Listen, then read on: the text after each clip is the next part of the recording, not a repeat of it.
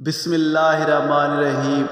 رسول اللہ صلی اللہ علیہ وآلہ وسلم کا ارشاد گرامی ہے، وہ شخص مومن نہیں جو خود تو پیٹ بھر کر کھائے مگر اس کا پڑوسی بھوکا ہو۔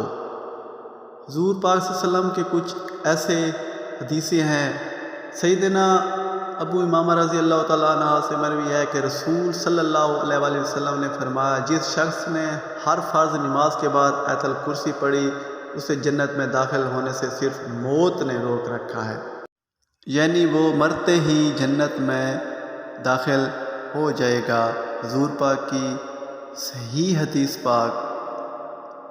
رسول اللہ صلی اللہ علیہ وسلم نے فرمایا، صرف 3 جگہ پر جھوٹ جائز اور حلال ہے۔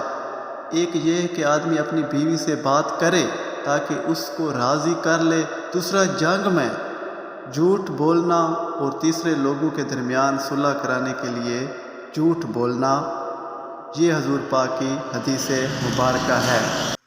گناہ معاف تو ہو جاتے ہیں، فرمان مصطفیٰ صلی اللہ علیہ وآلہ وسلم۔ جس وقت مسلمان نماز پڑھتا ہے تو اس کے گناہ اس کے سر پر رکھے جاتے ہیں۔ جب یہ سجدے میں جاتا ہے تو سارے گناہ گر جاتے ہیں۔ نمازی جب نماز سے فارغ ہو جاتا ہے تو گناہوں سے پاک ہو جاتا ہے۔